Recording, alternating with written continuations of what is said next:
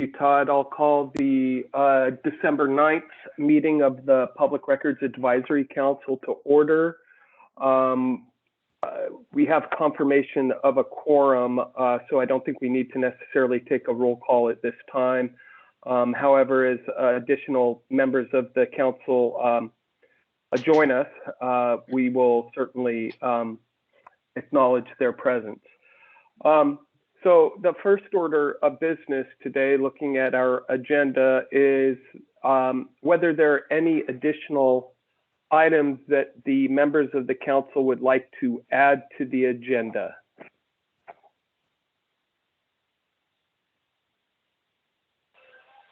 Does that include the email item that I see there? I'm sorry, I didn't quite catch that. If you could please repeat that. Chair Landauer, does that include the item about email? I see it on the agenda, but I'm not sure if I'm supposed to speak up now to add it. No, Shasta, we'll get there in just a moment. I just want to see if there are any other additional items on the that PRAC members would like to add to the agenda. Senator Thatcher has her hand up, Mark. Oh, I'm so sorry. Senator Thatcher, please. Yeah, hi, and my apologies because I don't see the agenda for some reason. Since I'm using my phone, it's not showing up in chats, or I don't know how to do it. But anyway, I believe there might be some members or a member from LPRO on the call, unless you have verified otherwise. But I would like to add that if that is not on the agenda already. Thanks. Yeah, I thought I saw, is it Miles Cameron?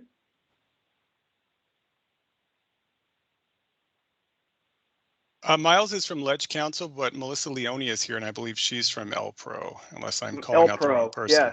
Yes. No, you are correct. Okay, so we have Legislative Council with us, as well as Melissa Leone from LPRO. I want to welcome both of them and thank you for taking time to join us today. I did not hear any additional items to be added to today's agenda. So I would like to move to item 2B on state-issued email addresses for PRAC members.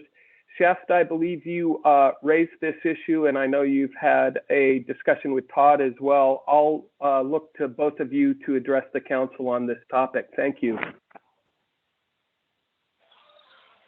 Yeah, thank you, Chair Landauer. Sorry if it's loud in the background. Here I am. So, you know, I'm not a public servant like many of the people on the board, and so I don't have a state-issued email address. And so I kind of assumed, I guess, that I would have one for board business. But in order to get one, I guess I need a state-issued device. And so, I don't know, I just felt like it was a topic that we needed to bring up to the board on, you know, this is kind of what we talk about here is, you know, weighing security versus transparency and all of that. So my apologies if some of this is because I'm new here, but it just seemed like an excellent case study for how to manage the need for internet security and the need for transparency and accountability on the board.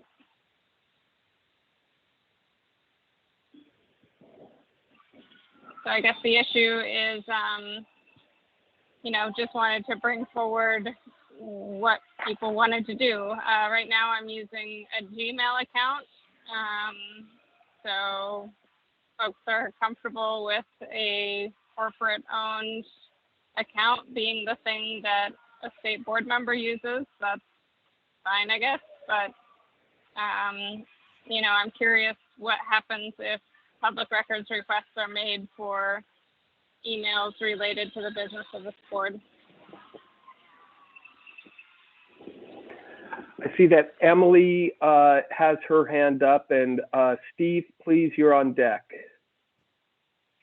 Thanks, Mark, and thanks, Shasta, for bringing that up. Yeah, it is an issue that I have also asked about in the past, and it does seem something that needs to be resolved, like especially that last question, like if there's a public records request for PRAC membership, like does my Gmail get gone through? You know, it is something that's problematic. I don't know how to address it. It's definitely problematic.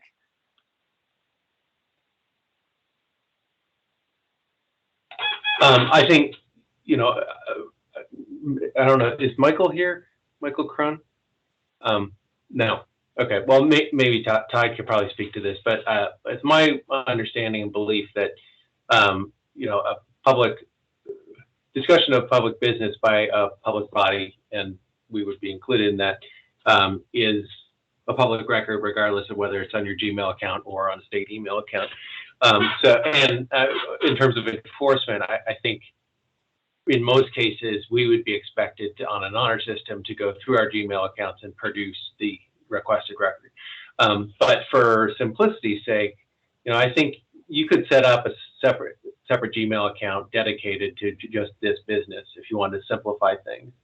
And, you know, it could be Shasta PRAC at gmail.com, and that would be, it would simplify things for you, and you would know, you know, and if for some reason there was a subpoena or something, which I doubt there would be, but if there was, then you could just point to them to this one account, and they wouldn't have to look through your private business.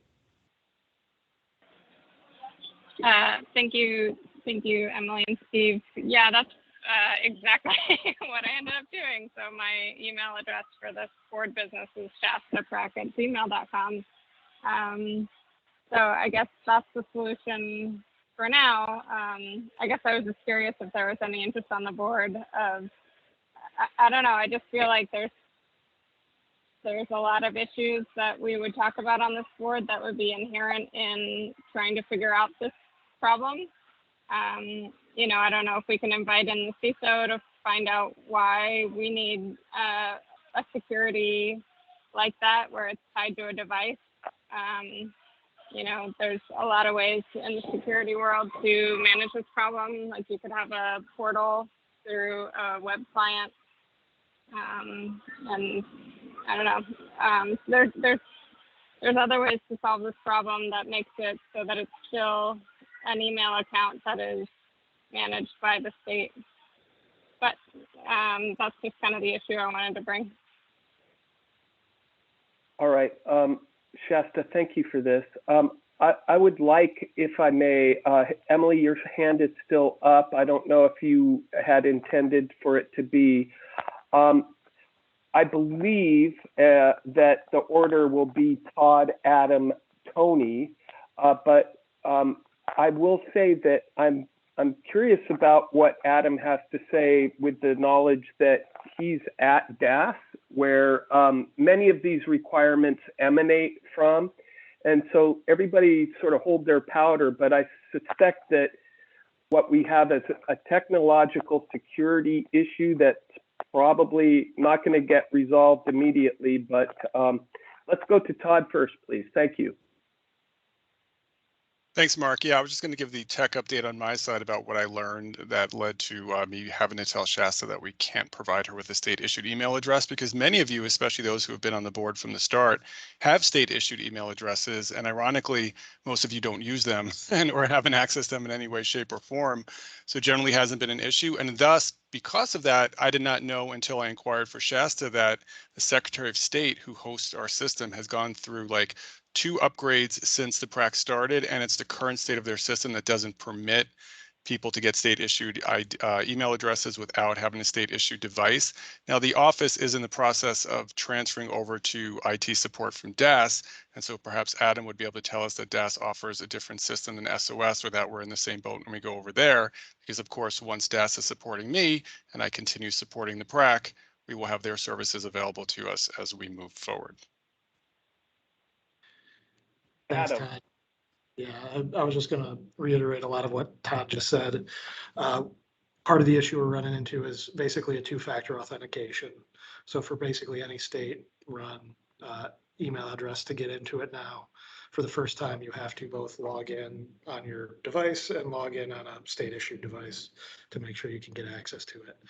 We can work through that as we move forward here. especially as it gets transferred over to DAS. Thank you for that, Adam. Tony, please. Oh, yeah, I think it was covered, Todd. I just wanted to remind, I feel like I remember everyone got state issued emails when we started, and then for whatever reason, it was taken away. So thank you for that. I'm done. And Mark, Catherine Helms has her hand up. We might benefit from hearing from her on this issue too. Terrific. Catherine, welcome to our meeting. And if you'd like to shed any clarity for us on this, we would certainly appreciate it. Yeah, thank you. I apologize for chiming in for business that's not mine, but DAS does have a contract now for what are called UB keys.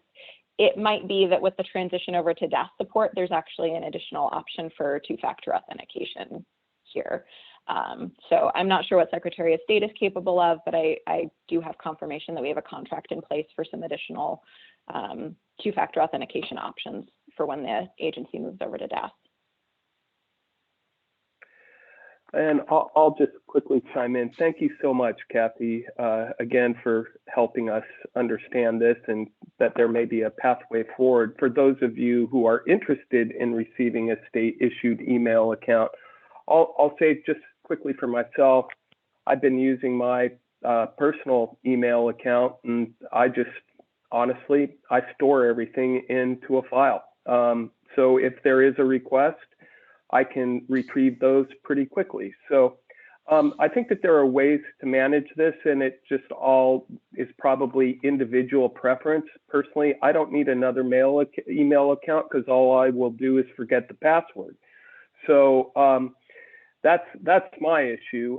So I'm perfectly comfortable remaining with my email account, but I also really understand those of you who would prefer to have a separate one, and I can certainly appreciate that.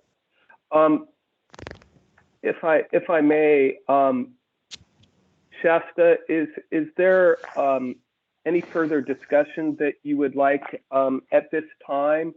I'm more than happy to entertain more of a discussion, but if you're satisfied at this time, I would like to proceed if that's possible.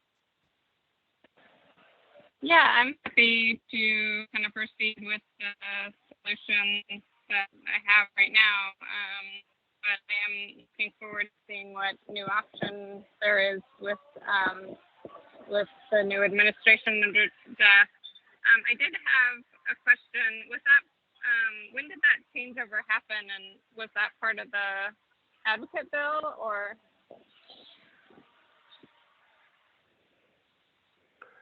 Sorry, Adam, can you help us on that? Or Todd? My understanding is now with the change in Senate Bill 500, moving away, there was a desire from Todd to move away from and more towards an independent public records advocate's office, where he would otherwise select which vendors he would use to provide IT support and provide services and supplies and other things. And that Todd's looking at us to try to help on some of the IT and services and supplies pieces. Obviously, in future years, depending upon the budget otherwise given by the legislature, it'll be there'll be some budgetary constraints as well, but that's where I think we're at right now. Todd, correct me if I'm wrong there. No, Adam, you're correct. I'm trying to normalize the office's administrative operations akin to any other state agency, and that includes either doing this kind of stuff in-house or getting an outside third-party provider for things like HR, IT, payroll, etc. And given the tiny nature of the office, it makes sense to have an outside provider. DAS is sort of the go-to organization in state government, although not the only. So I am pursuing a contractual relationship with them akin to any other small agency or board, where once the office holds its own budget, we would pay for those services like a small agency or board and receive those services in turn. But that transition is ongoing and hasn't fully occurred as of yet.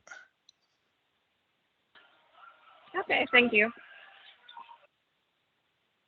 All right, folks, I'm going to move us along to item 3, the approval of the minutes. I happen to actually read those minutes and would just make one note. Tony, thank you, first of all, for doing that. And B, I would just note that on the transcription, beginning on the page of the transcription of the meeting, the third line, first paragraph, I am speaking, and apparently I'm speaking to God rather than Todd. And I would just simply ask Tony that I know that Todd likes that promotion, but he's not quite there yet. So if you could change the G to T and add a D at the end there, I'd appreciate it. Are there any other comments, corrections needed for the minutes? I'll accept the motion. So moved. Oh, Emily. Emily, just a minute, Todd or Tony, forgive me. Emily, you had a question. No, I think there's also a typo in the minutes where it has Todd as, it had Todd and me switched for chair and vice chair of the legislative committee. I think that was in those minutes. So if that could probably be corrected as well. Thank you. Thank you for And with catching that up. Thank you, I'm sorry, Tony. just I'll still take a motion unless there are other corrections or items that need to be addressed. So moved. Todd moves. Second. Tony seconds. All in agreement, say aye. Aye. Any opposed?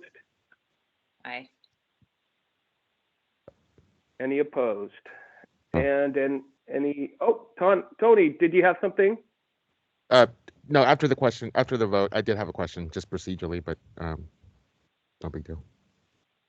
We have dispensed with the vote. The Okay. minutes are approved. Tony. Yeah, so with procedurally, Todd, do I just make those corrections and send them to you? I believe so, yes, and then I'll get them reposted. Thanks, Tony. And you froze with your thumb up, so I'm going to think you agree. Hello? Yes. Can you hear us, Tony? Yeah, you're there. Looks like I left. Yep, I'm back. Do I Okay, just send that to you with the corrected? Yes, please, and I will post them once they're corrected. Okay. And second question, this being a full council meeting, I'm assuming I'm taking minutes for this as well for today. Yes. Yes, please. I would throw this out before we dispense of this item. Tony, I really appreciated the time and effort you put into the meeting minutes, and in particular the transcription. I would hope, and I don't know if the other members of the council would necessarily agree, but I think your meeting minutes were sufficient. I don't know if you have to do a complete transcription of our minutes, considering that they are in fact recorded. I'm throwing this bone out there to you, Tony, hoping that you'll grab onto it, because I think that you're probably spending perhaps a little more time than you need to necessarily, although you're very thorough. I don't know if you have to do a complete transcription of the meeting itself because it is in recorded format. If you choose to and you want to be an overachiever, I certainly understand and appreciate that. But I just wanted to let you know that I'm certainly happy to be corrected by anybody, but I think your meeting notes are sufficient for the purposes of recordation of this meeting, despite the fact that we have an actual recording of the meeting as well. Is that a fair synopsis, Mr. Albert? Yeah, sorry, Mark, I had to step away for a quick second, but are you saying that the minutes that Tony compiles are sufficient without the transcript? That is correct. I mean, certainly for legal purposes, when it comes to the public meetings law, the simple fact that we put up a recording is sufficient. So adding Tony's minutes is excellent and goes above and beyond, and a transcript is one step beyond that. So I think, as we said before, it's kind of up to Tony, and he seems to have software, and he could correct me if I'm wrong, that sort of renders that transcript fairly easily. But nevertheless, it's certainly not a requirement, and it's more a cultural or constituent services decision by this council if we want that transcript as well. Well, again, I just want to be sure that we don't overwork Tony to the point where we lose him as our secretary, because I know that that's a tough position to fill. So Tony, again, thank you very much. With that, I'm going to move ahead and ask Ms. Helms to join us. Ms. Helms, and Todd, do you need to do an introduction or anything here? I leave it to you all to take over. Well, I don't know if I could do justice to Catherine's background, so I think I will let her introduce herself. I just wanted to say thank you to her and her willingness to join us today. She holds a very important position in state government, especially in relationship to the work we do. And I look forward to continuing to foster this partnership, both with the PRAC and my office and her office, as we all move into this new age of data together. So I'll hand it off to Catherine now. Hey, thank you so much. Well, I won't bore folks with my background, but I will say we'll probably at some point enter the bless your heart stage of the meeting where people hear what I'm responsible for and the response is, oh, bless your heart. So before I get too far into the presentation, is there a time limit that the council would like me to stick to? I realize that I have a pretty hefty slide deck, so I want to be respectful of the time and the other agenda items that are here. Well, I don't think that we have a terribly heavy agenda here, Catherine. So, be as efficient as you can and as thorough as you can. We'll leave it to your judgment. You're the expert and we're here to learn. So thank you so much for being here again. Fabulous, thank you. So, as I mentioned, I have a slide deck. It's available in the backup. I will also pause periodically to ask some questions just to kind of help set context for me about the kind of the nature of this presentation. But as Todd mentioned, he and I have really started to enjoy building a relationship with one another because I think there's tremendous intersection between the work that I'm undertaking when it comes to data, open data. I do have some transparency legislation that we'll be discussing later on in the presentation. And there's a really, I think, wonderful intersection taking place between public records, Secretary of State's records management function, and then my office, which is responsible really for data governance and the management of data. So I wanted to I'll provide a quick introduction to my office as a whole, in addition to some of the legislative background associated with it. I'm not sure how many folks have context for where I operate within DAS, so I'll set some of that stage here. And then I wanted to present a legislative concept that I'm actually also taking forth to the Transparency Oregon Advisory Commission. So we'll discuss the current state of the Oregon Transparency Program, which is actually a website and program that I have in my office, some changes that I think would be recommended. And then I really just want to end with kind of discussion and opportunity for collaboration with the Public Records Advisory Council. So this is kind of an introduction of just who I am and what I do and some areas where I think I'm seeing some overlap in our work. I am totally fine if the chair wishes to recognize folks who raise their hand or have questions in the chat as time goes on. I'm really comfortable being interrupted. I would prefer it that way, so I'm not just blathering on at you. So very quickly, I do just want to present, this is the context in which I sit from a state agency perspective. So I sit in a division called Enterprise Information Services. I report to the State Chief Information Officer. So we are a unit of DAS. So I do have like a relationship with Adam Crawford in DAS, but this is where you see a lot of the technology support and policy for the state being set. So some areas of policy that I am actually responsible for now are things like our data classification policy. We're in the process of trying to create a data governance policy that sets some baseline requirements for data management for agencies. But this gives you some context for where I'm located within the state. This is just a quick slide associated with kind of the establishment of my position. So this is really the starting point that created the Chief Data Office, which was that EIS produced a strategic framework where they realized that there were 4 key areas that the state really needed to be taking an enterprise perspective. The first is open data. The second is establishing a data strategy. Third is probably the most foreign to this group, which is the idea of geospatial framework data. So at the federal level, there's actually something established through the Federal Geographic Data Consortium called the Geospatial Framework. It's a list of kind of authoritative data layers and elements used for decision making. We have an enterprise data governance capacity associated with that within my office. I have a deputy chief data officer / geographic information officer Rachel Smith. So if you have really detailed GIS questions, I may suggest that we have her come and present a little more detail, but I can point folks to resources as well. And then lastly is data analytics, which analytics solutions do exist within several agencies, but much like technology, is fairly decentralized.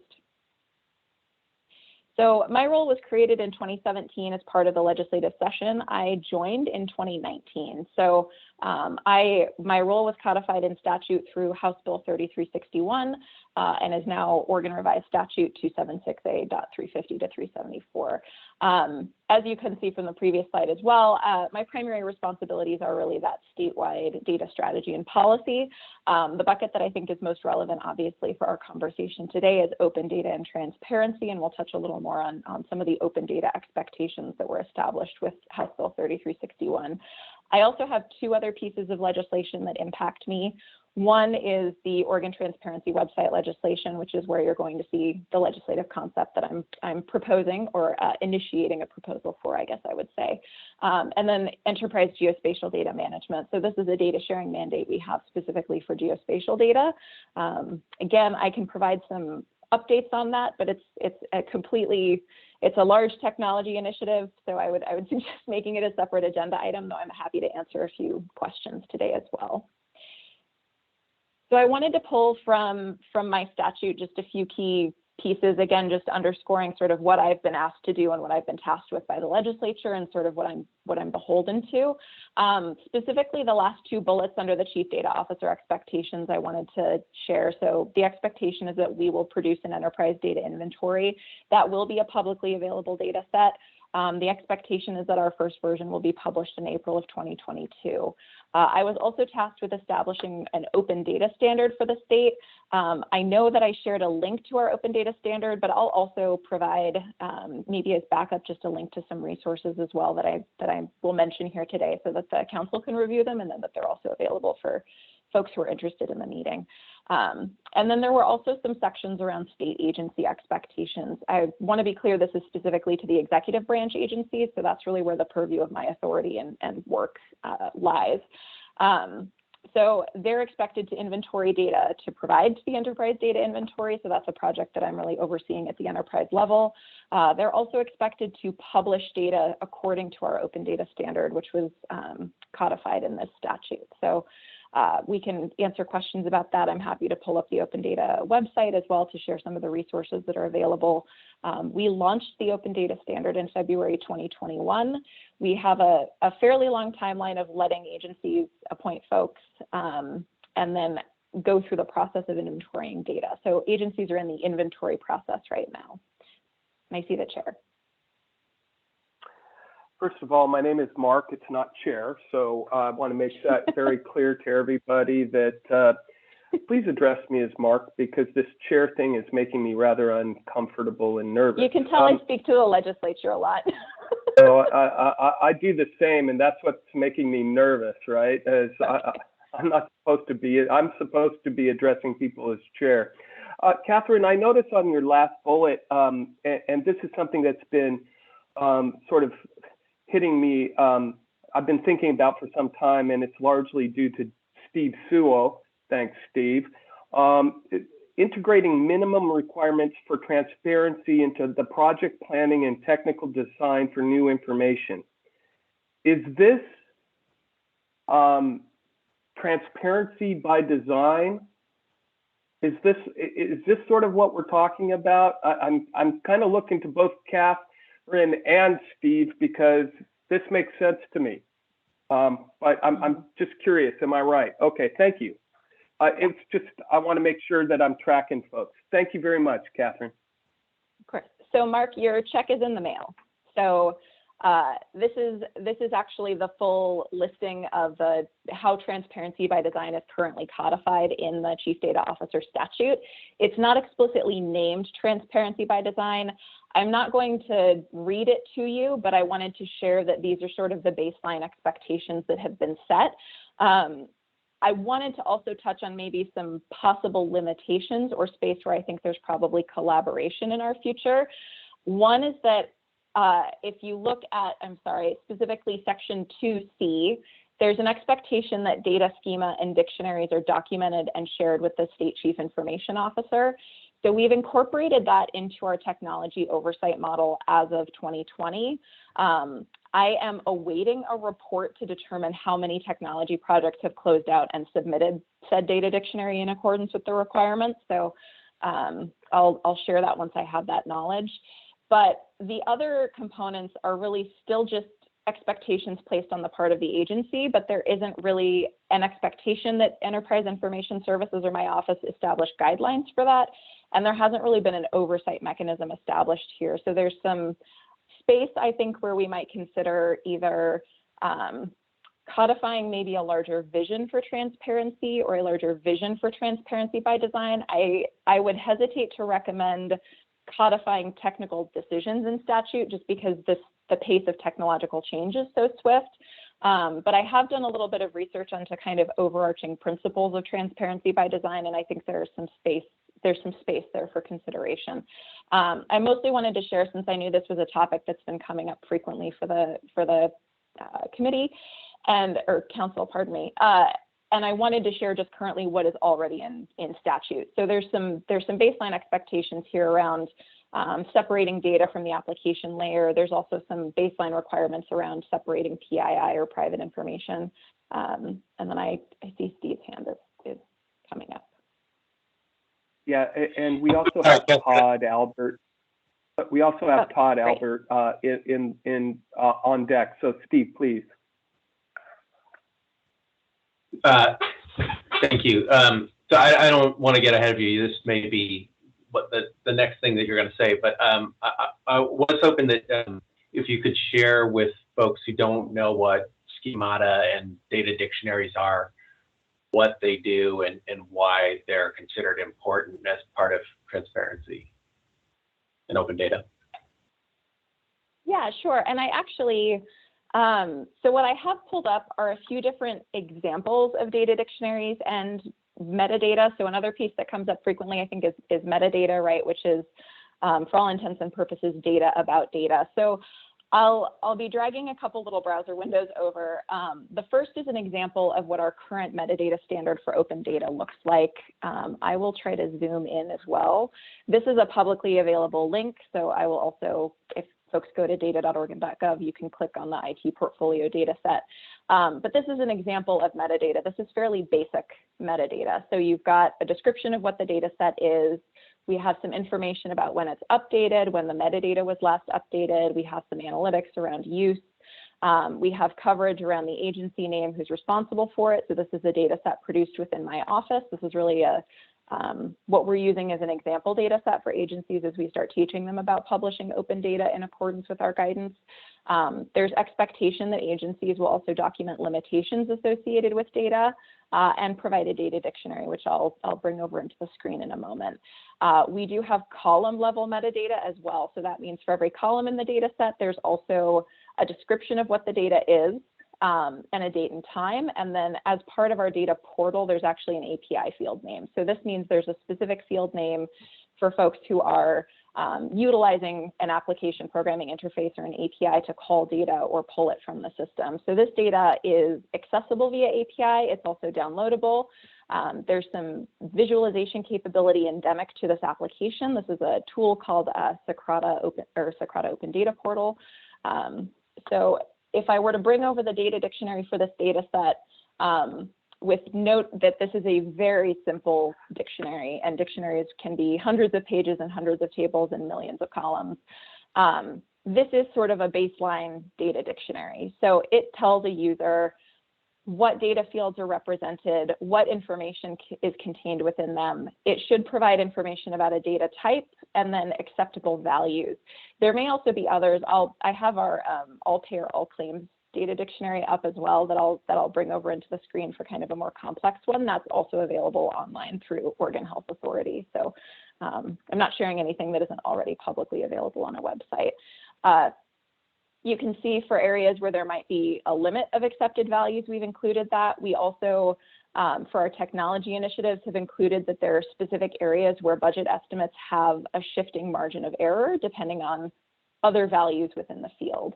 So the goal in providing a data dictionary as a whole, we also have limitations here. So acknowledging which projects exist in the data set, and that it is not necessarily every IT project within the state, but ones that are under our oversight. The overall intent in providing a data dictionary is so that an end user can actually access and leverage the data that's in the system, right? So I think it's even more important when we pull up something like our all payer, all claims data dictionary. So this is the all payer, all claims data dictionary. Again, I'll try to make it a little bit larger for legibility's sake, but you can see from, say, a table of pharmacy claims, this means almost nothing, right? PC 25 claim status code. If I were an average user who is not intimately aware of how APAC data is structured, I would not necessarily know how to leverage this field unless I were told what exactly exists within it, right? So P equals paid, C means CCO encounter, E means other. Similarly, data types and lengths. If leveraged really well, specifically within open data, and I'll pull up an example of my time at the city of Austin doing open data for campaign finance, but if leveraged really well, data dictionaries can also provide the ability to showcase how to recreate a data structure if needed. And this is where we'll talk about data schema. So again, I'm going to show a very simple data dictionary and data diagram. Just know that these can go into. Yes, Catherine. Before you show us your next screen, Todd has been sitting waiting, and I just want to make sure that his question is timely. I don't want you to get too far past possibly what you wanted to discuss. So, please. Oh, thanks, Mark. And it's about what's presented on that previous slide about open, about transparency by design. So I'm happy waiting until Catherine finishes this point. Okay, I will try to be more quick as well. I don't know how many examples folks need of data dictionaries, but one of the options really is to showcase how to recreate the data set. So if you have a relational database, which means you have multiple tables that have different relationships to one another, you can actually indicate how you might reconnect those tables. So when I was initially structuring some of our campaign finance data in a previous role that I had, we actually provided all of the tables that were needed to recreate the database so that a user could actually download all of it, create the database themselves, and use it to perform any sort of analytics that they'd like. So when Steve's question is around, what is the value and purpose of having these data dictionaries, it really is for legibility and understandability and usability of this data. And specifically when we think about data dictionaries for open data, it's so that we're not publishing something that just says like user_ADR and people have to figure out, okay, is that user address? What kind of address? Is it the full address? Is it just the street address? And really gives folks the ability to kind of leverage that data. There's also some like lineage and provenance there, right? So making sure that folks know this field, for example, has a margin of error, or this field is calculated based upon the following three fields, something that indicates why and how we're structuring or making decisions with specific data. And I think that might touch on sort of what we're talking about with transparency by design in the current statute as well. I mostly just wanted to provide that context. So yes, Todd. Well, great. Thank you. I feel like I could probably stay on this page for the remainder of this meeting and ask questions, but instead I will endeavor to ask two quick related questions related to subsection 3 of the statute you have up, specifically about agencies' use of proprietary software. So I just have to say, in my experience since my time in this office, I've heard from multiple public bodies at the state and local level that are adopting software for handling public records requests, sort of about the fact that they're using off-the-shelf systems, they're expensive to modify, or often the contractor doesn't want to do that simply because they like to sell things off the shelf.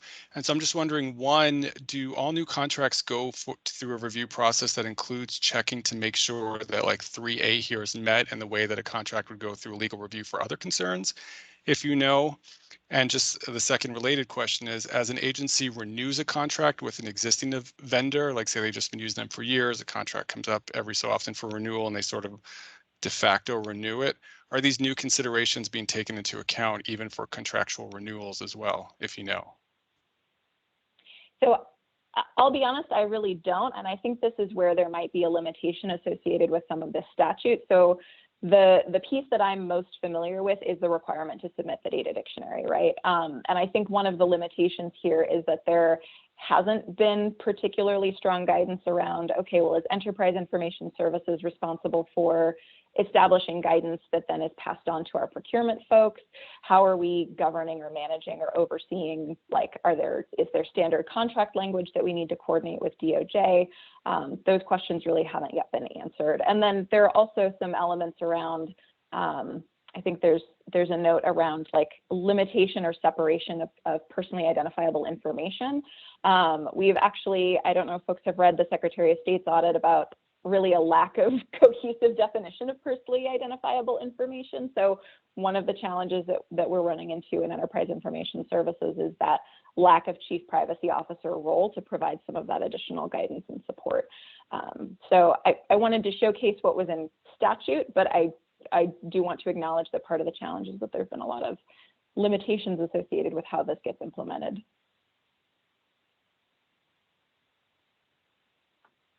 Great, thank you.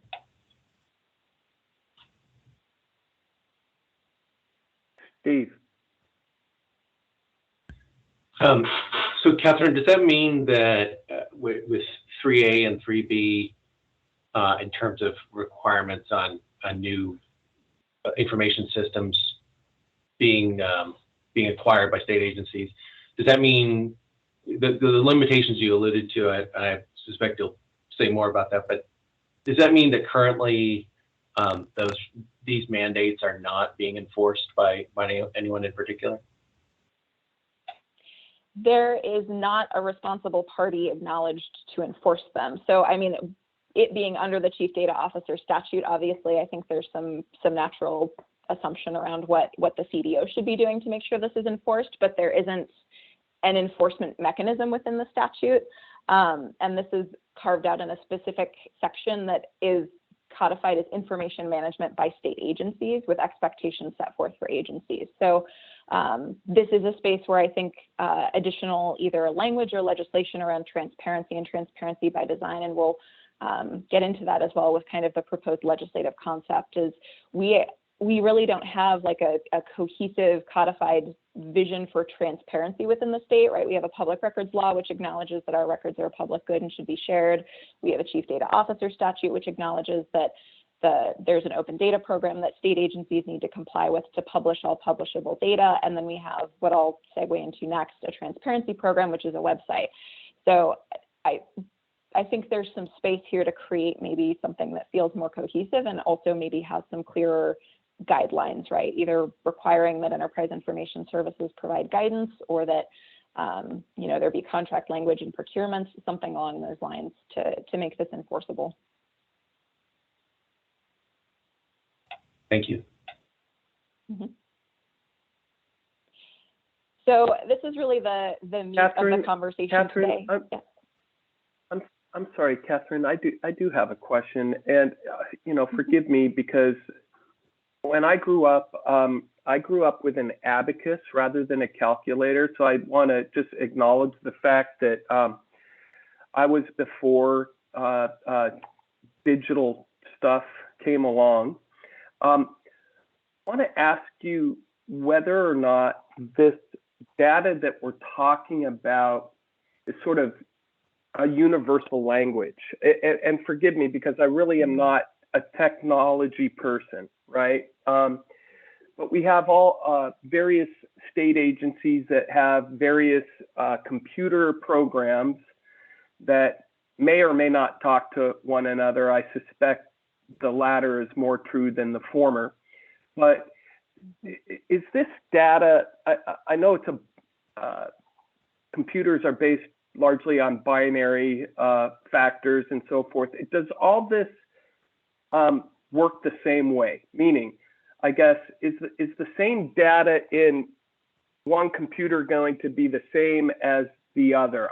And again, forgive me for my inability to articulate this adequately, but my lack of technological understanding is really a handicap for me. I'm sorry, just an older generation.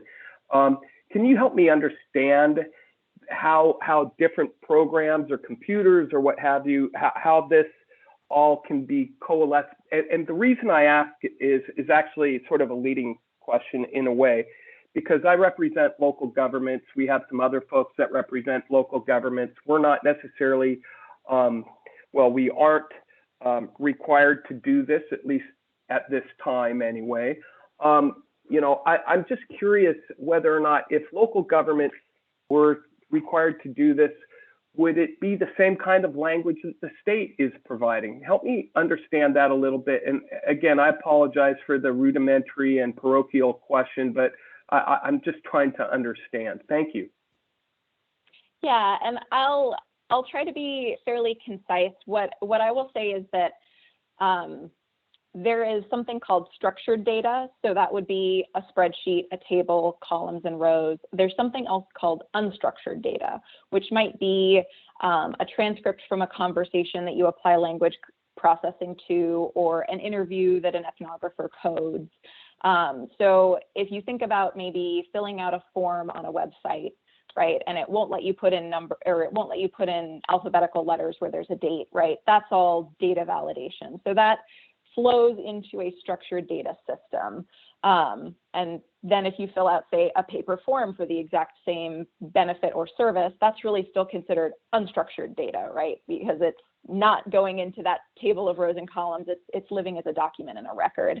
And I think you're also touching on sort of the different spheres that you would see, say, the Records Management Division of Secretary of State, my office, and the Public Records Advocate, right? So the Public Records Advocate really is records as a whole, and that might periodically be a request for structured data. I would like an export of, you know, payers and claims. I would like a report on, you know, police arrest rates, whatever that might be.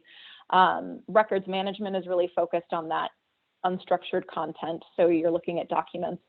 And then my purview would be, pardon me, databases or data systems where structured content lives. So in terms of governance and management, it really comes down to, like, the technology requirements are different, and data is still, even at a structured level, fairly diverse.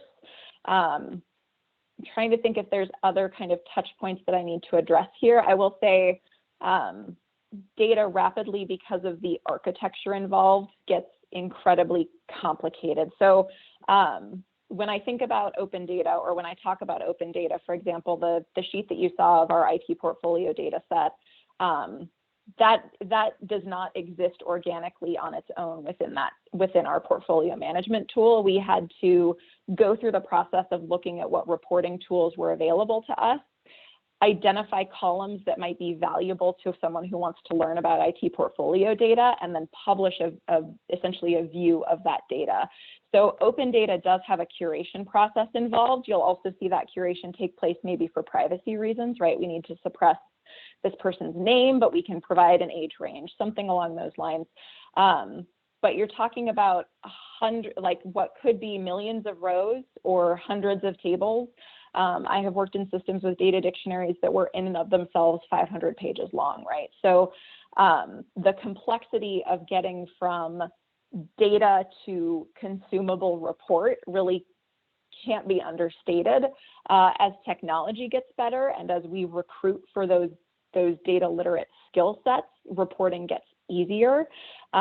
There is something that that we're trying to build within my office, which is called extract, transform, load. So that is that data person who is the intermediary who says, I have a complicated system.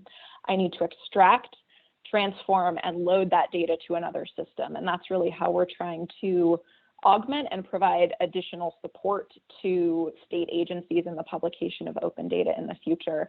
And with that, I would actually also transition to what we're talking about here with the transparency program, because many of the challenges that I've just articulated associated with data are currently manifesting on our transparency website. So as I mentioned, one of the pieces of legislation, well, first, did I address the question appropriately before I move on? I was lost at the beginning, so please carry on. Okay. data literacy is actually a central pillar of our state data strategy. And one of the reasons for that is that we're also talking about an accessibility gap, right? So if we're publishing a lot of open data and expecting that our average constituent is able to pull, manipulate, visualize that data and draw a conclusion from it, are we actually providing any sort of education or support so that folks understand the complexity of what we're talking about?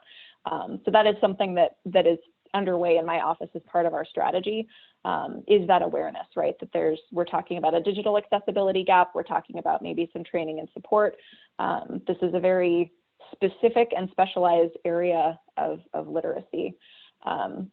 So with that in mind, I think it's important to acknowledge kind of where we're looking to build some new legislative concepts, and this is also 3 9 9 7 4 6 6 0. Just a reminder, excuse me, everybody in the meeting, to please mute your phone or device if you are not currently speaking. Thank you. So we have a transparency website that was established in 2009, and this is a bit of a preview of what I will also be taking to the Transparency Oregon Advisory Commission on January 10th, if folks want to tune in and hear a version of this presentation. But I wanted to cover that my office is responsible for a website that provides a mix of data and links to PDF reports on other sites, but overall, what we've seen is fairly low engagement with this website, and I would also say that we're struggling with establishing some really nice, usable interfaces. And one of the reasons that we've observed this, and we had Gartner, which is a technology consulting firm, come in and do kind of a benchmarking report and analysis specifically of our transparency website and approach, is that our current legislation for this site is very prescriptive and hasn't really allowed for that kind of fast pace of technological change. So there are quite a few pages on the site that are actually just links to PDF reports that are produced by other agencies. For a while, we had a requirement to duplicate the PDFs that were published by the Secretary of State's office as audits and put them on the same website. So what I really envisioned when I had Gartner do this benchmarking report, and what I have taken as an offer to the Transparency Commission when we met for legislative days in September, was that I would like to reconfigure or come up with kind of a repeal and replace legislative concept for the transparency statute that really establishes a vision for transparency within the state, and additionally creates maybe some guidance or some guidelines around things like transparency by design, and then sets some clear statutory authority for my office to work with folks to publish data. So as I articulated some of the problems that we've been experiencing with data, or the challenges, I guess I would say, rather than problems, or maybe opportunities is the word I'm supposed to use. One of the issues that we have right now is that absent more of that technological skill set to advance integrating data between systems. Right now, much of the data that is provided on our transparency website, which includes salary data, checkbook data, budget data, is amassed by annually emailing spreadsheets between approximately 50 to 60 different people. So from a technology perspective, we're looking at a single person in my office whose job is essentially outreach and coordination and, hey, did you submit your data? Can I have your data, please? Your data looks different than it did last year. Can I have you edit it? The standard for the data is this. Could you please try again? And I would love to get to the point where we actually have my office serving in more of the intended capacity, which is to be that advisor to state agencies who are publishing data proactively. So with that in mind, I do have a recommended legislative approach. Concept language comes further down the line in the legislative concept process. So this is really sharing the idea and thoughts, and then being open to questions and feedback. But my thought is that we would repeal and replace our current transparency statute and include legislative language that has a larger vision for data transparency within the state, direct references or connections to our established open data program. So building that cohesion of, there's a mandate that agencies be proactively transparent with publishing data. Our transparency website is one of those mechanisms, but I'd like to build more synchronicity between those two pieces of statute. Additionally, setting stronger requirements for submitters of data to work with my office to establish standards so that we can actually set automated processes or set some clear standards for how data is produced. And also establishing some expectation for agency data stewards. Lastly, there's the bullet around incorporating transparency by design into IT modernization efforts. So this is where I think there might be a question of enforcement capacity or capability, or at least acknowledgement that maybe that guideline or guidance should be provided. The intended outcomes here are to move away from the current legislative structure, which is really focused on very detailed specific data sets. There's also some requirements around certain graphics that are being required on the site. And I'd really like to move to maybe more of a flexible kind of demand focused transparency website where if we're seeing a lot of engagement with a specific data set, we can uplift that data set or provide some additional capability around it. I wanted to build a direct connection between open data and transparency. At current, I'm basically beholden to two different pieces of statute that are similar but different and don't have cohesion in definitions or approach. And then to empower the state CIO's office to establish more of those standards. So I have an example modification. I want to be very clear. None of this is actual LC language except the current language within the statute. But essentially what you see on the left-hand side, I think is the most important component here, which is that right now, there's sort of this bailout clause for participants, which is at no additional cost, using existing resources with no reallocation of resources, providers are expected to submit, and then there's a list of approximately 20 data sets, but it's a mix of data, PDF reports, graphical representations that we're supposed to provide, specific percentages, a link to another website. And so the focus is really on these links, PDFs, and miscellaneous views with a few data sets interspersed. And the example structure that I'd like to see is really this directive that the state CIO's office be able to set standards and requirements around quality, timeliness, metadata, that there maybe be some specific data sets that are listed, but that we also have the opportunity to identify or require additional data sets based on demand. So I don't want to get hung up on like the shoulds, mays, musts, or shalls here. Again, this is not real language. It's more just to provide like a sample of what I think that structure could look like. So the intended next steps here are really that the Transparency Commission meets in January. We'll propose something similar here. There's a little bit more of a detailed program vision associated with that slide deck. The legislative concept proposal will be submitted in April. And this is where I will defer to Adam on my timelines, but essentially if the concept is moved forward, we'll draft language in 2022 and introduce it as part of the legislative session. So there's many steps to go before we really get to the point that this is a formal legislative concept. But my overall ask to the Public Records Advisory Council is really feedback and discussion on whether this legislative concept approach seems to be in line with some of the needs that you're seeing. Any discussion on alignment between maybe like needs and responsibilities here, and then also just future areas of conversation or collaboration between our efforts. So with that, I'm going to close the presentation so that we can just move to discussion unless folks want to revisit slides, in which case I'll pull those up. Senator Thatcher. Hey, thanks. Yeah, no, I love that.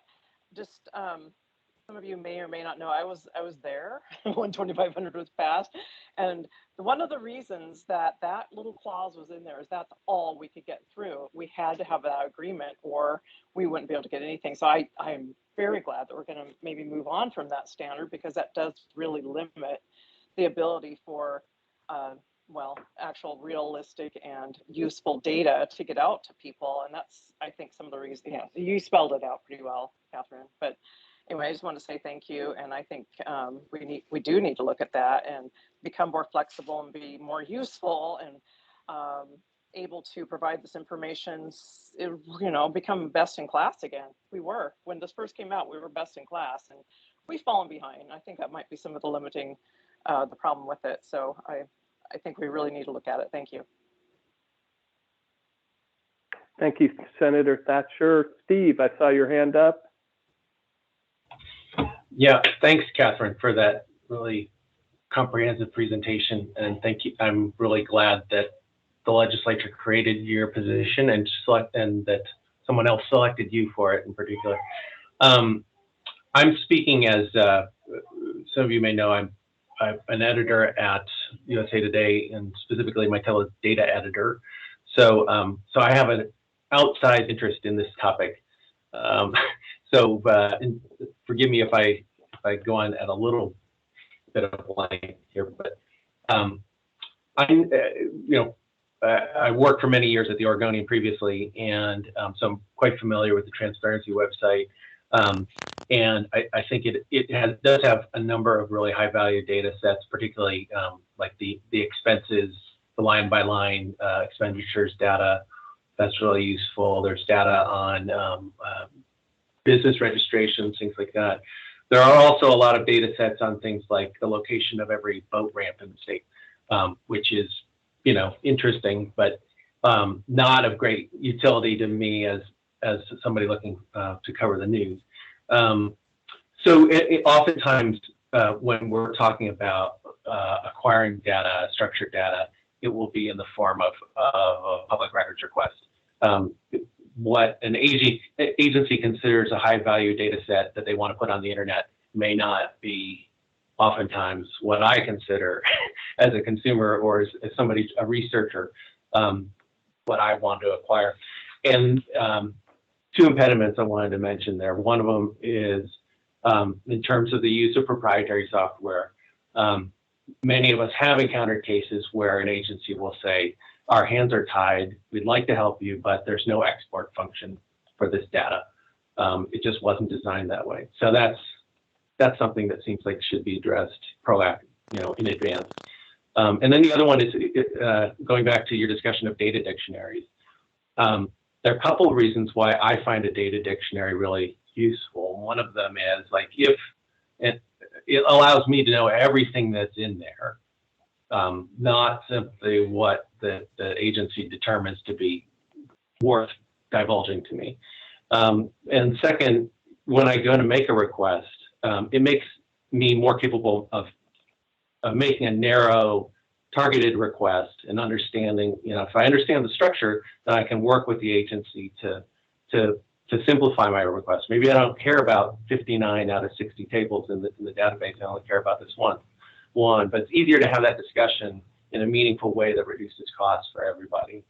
And the difficulty that we've encountered there sometimes is where either the vendor of the database claims this as a trade secret, this data dictionary, or I've heard vendors claim this as copyrighted material, or I guess those are the two main, or maybe a data dictionary doesn't exist. But those first two are particularly kind of vexing. And certainly they may be treated as trade secrets. They certainly have the right to assert that. But that's why I think in the procurement process, there's an opportunity to say, if you need to stipulate at the outset that this is going to be part of the public record, and because we view that as valuable as part of our disclosure process. So I guess that's the utility of it to me. So I do think if there's a way to codify that and make sure that the process for reviewing those requirements at the outset, it would be really, really useful and in reducing costs and promoting disclosure.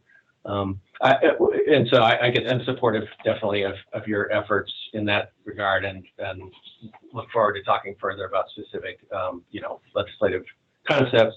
I did have one further question, at least. In terms of gathering the data dictionaries that the Chief Information Officer has been doing, first, is there any sort of standard set for state agencies as to like what the content should be and what the format should be? Regardless of whether this is something that's got to go on the Transparency website or not, it sounds like you're gathering data dictionaries for everything.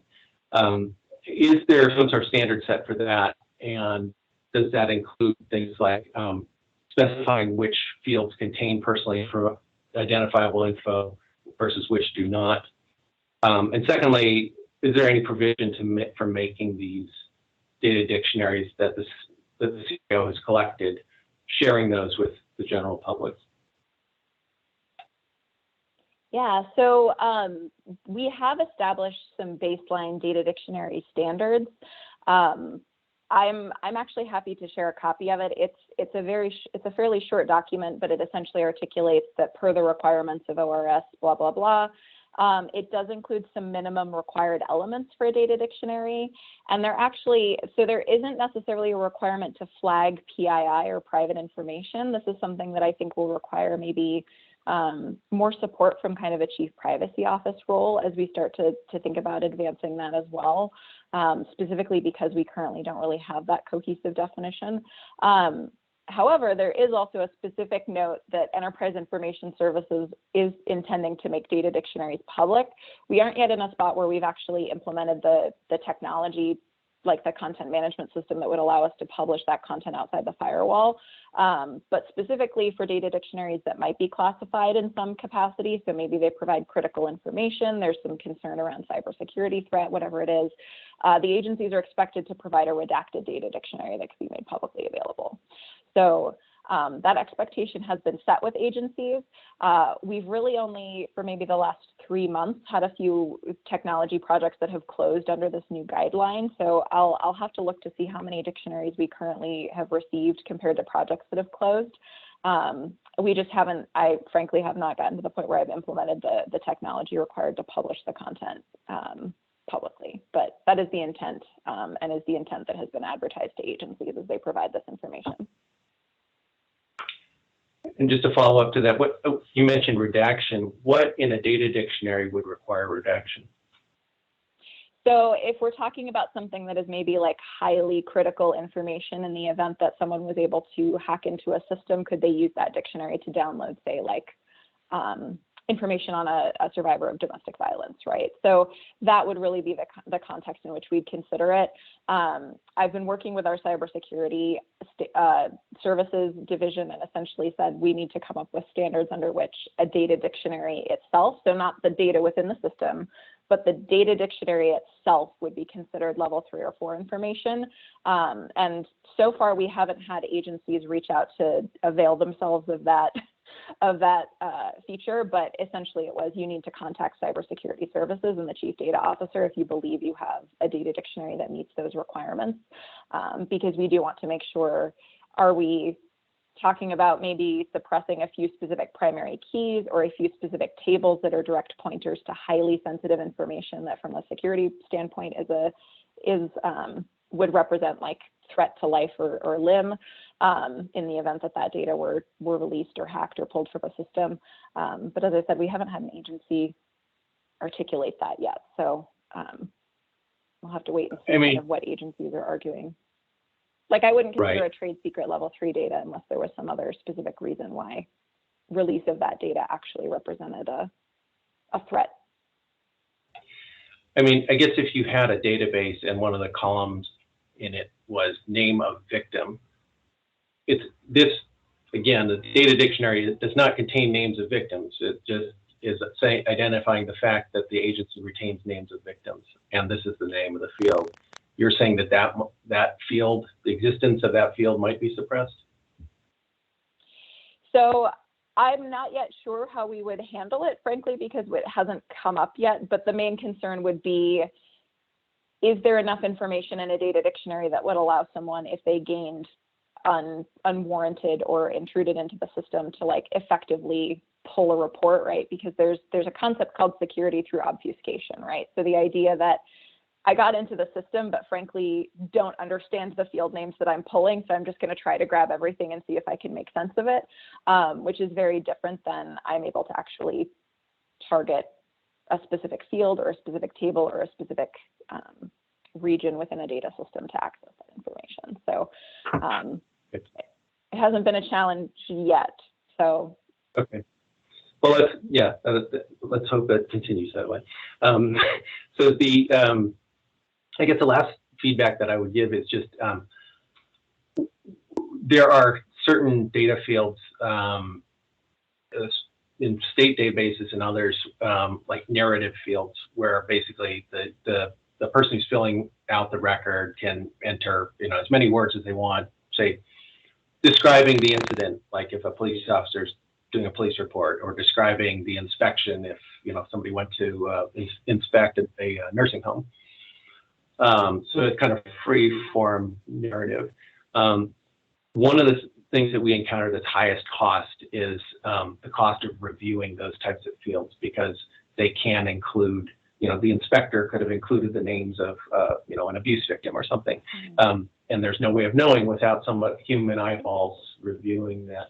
And if there's any way as a data standard to encourage, at the very least in a data dictionary, to be able to anticipate whether a field contains PII or not, or better yet, to set a data standard in the underlying data system that says you can't put PII into this field, you can only put it into that field, and vice versa. I think that would go a long way also toward reducing costs, because it would avoid the need for redaction and review. And it would also further secure PII.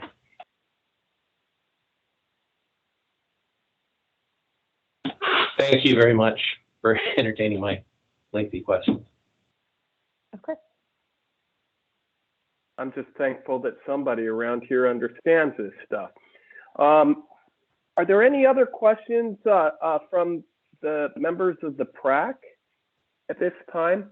Catherine, this was really helpful, and at least gives me a scratching of the surface. I see Emily's raising her hand. Please, Emily. Yeah, thanks very much. I do try to do both at once. Don't know which one's going to come in first. Catherine, thank you so much for this. It's really interesting, and it's really great to know the work that's going on. And Steve, thanks for your insightful questions. I'm going to echo Mark's gratitude just for how deeply you understand this, and that you've been talking about this for a long time. It seems really exciting, though some of the sort of solutions that this could, designing for better management, with the understanding that providing records to the public is part of the government, responsibility is a great idea. I wanted to ask you, Catherine, just on your own experience, like what kind of, how do people in the government respond when you're working on this stuff? I mean, are people excited about it? Are they like, oh my God, this seems like a big headache? How much is it going to cost? Like, what are people, is the feeling you get as you're working through this, as you're bringing up these ideas throughout the government, maybe you're talking to agency people who deal with public records, what's the vibe? Yeah. Well, people always love an unfunded mandate. So that's, the first thing is people love that. So I will say overall, and I actually know that we have some open data coordinators on the line, so they might be able to give a better and more honest review. I promise I'll plug my ears if they have criticism. But from the perspective of open data, I would say when I joined, there was trepidation because the idea that a chief data office exists might, without appropriate expectation setting, feel like this person has come to take our data, right? When realistically, what I'm here to do is be a collaborative partner. So, much in the way, and this is where actually I think some alignment with a lot of the work that Todd does is really important, is I'm really there to help support agencies to be proactively transparent where they can, and to also engage in that level of governance and conversation about their data that they may not have had before. So overall, I would say people are fairly welcoming and excited about this work. There's obviously concern and anxiety around resourcing, the ability to, and the role of a person who's there to kind of be the professional data bug, like me tapping people on the shoulder and saying, hey, have you thought about standards for this? Or, hey, I noticed that you get a lot of requests for that. Many agencies are in a spot where I think giving them a resource to act as that centralizing force in their own agency would be really important. So what we have right now are these other duties as assigned positions. So agencies do have to appoint someone that coordinates open data. in their office. Some folks have appointed folks who already work within public records, and some folks haven't. So one of the areas where I'm trying to build that overlap is communication and coordination between your public records folks, right? Are you getting requests for data, and could this data be an open data set so that you don't ever have to respond to a request for it again, and instead just publish it and point people to the URL? And that's really where I think getting proactive with transparency is important. I think there's some concern about providing data and then having analysis done that feels like inauthentic to what the data is for, which is really, again, where, to me, the best protection against feeling like folks are analyzing your data to draw conclusions that you would not draw yourself is really provide the data dictionary, right? Be clear about what those fields are able to be used for. So I think as folks get more comfortable and aware, and as I continue to build resources for them, much of the anxiety initially comes from this idea of, I have to publish every piece of data that I've ever created. That's millions of dollars and years of work. And so starting with, what are you getting the most frequent requests for? What do you think is kind of tells the story of your agency effectively, right? When we think about even our organ transparency website, I think a cohesive vision of people should be able to go to this website and learn at least how the state government spends money, right? What are we spending our money on? What are we paying our employees? Just kind of baseline like engagement in how government operates, because it's a very, I mean, bureaucracy is a tricky thing, right? It's a complicated mechanism that creates all of this data and information. So overall, I'm getting fairly warm reception, but there was some initial trepidation, right? Just related to the fact that this is new, it's an unfunded mandate, and there are technology barriers to implementing it. Well, again, Catherine, this has been very illuminating. I want to express my gratitude to you, and it appears as though Steve has another question or comment. Please go ahead, Steve. I'm sorry, just before we end the discussion, Mark, I wanted to ask Catherine, so you mentioned the desire for potential collaboration with the PRAC. What would be most useful for us to provide you at this point? So I think it would be really interesting to continue the conversation in some capacity around transparency. And specifically when I think about, there's transparency associated with proactively publishing records, right?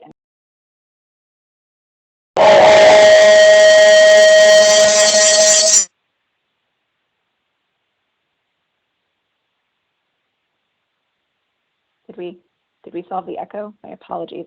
So there's really like proactive transparency in the context of records, right? Like people want to know inspection permits for XYZ, right? Depending on how that's structured, that may not necessarily be open data. So, and my office is also responsible for a few specific systems related to transparency that I think are kind of an open question for me. So we actually oversee a system that allows folks to, or requires that folks publish an agenda in minutes anytime they have a public meeting.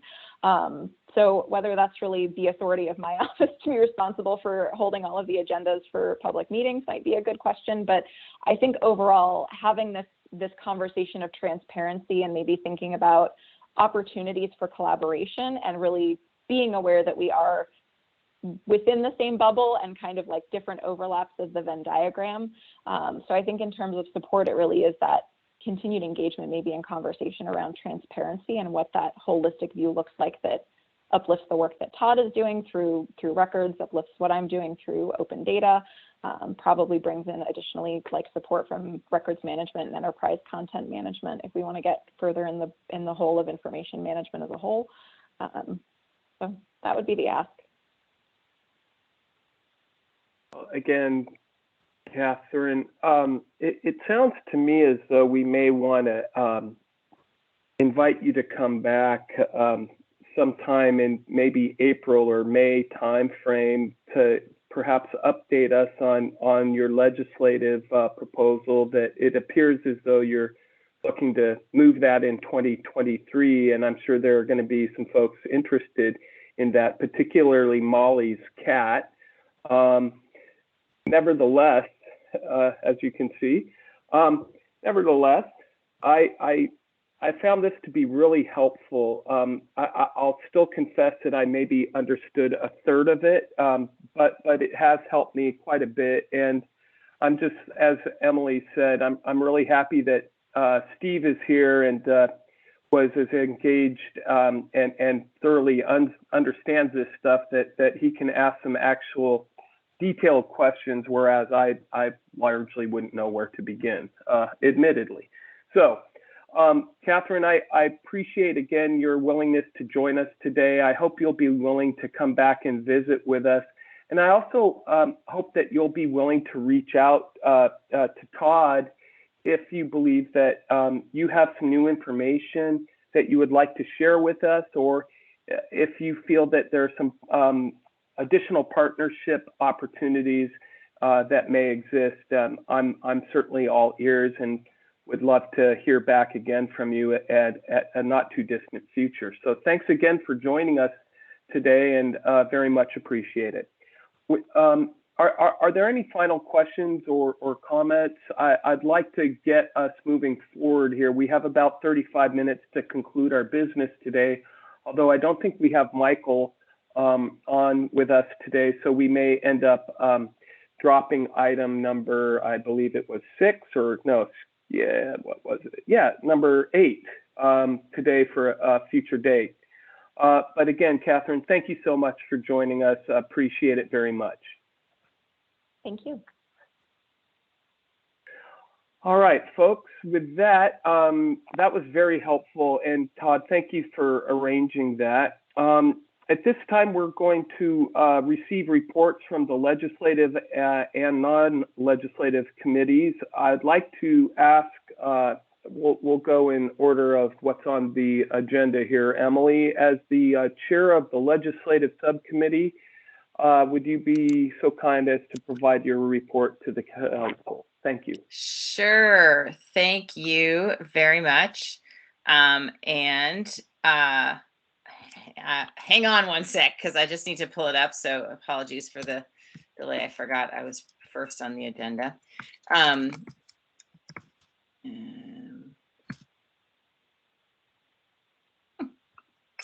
Well, okay, I'm gonna go off memory for right now, and I'll send this out to folks so we can post it.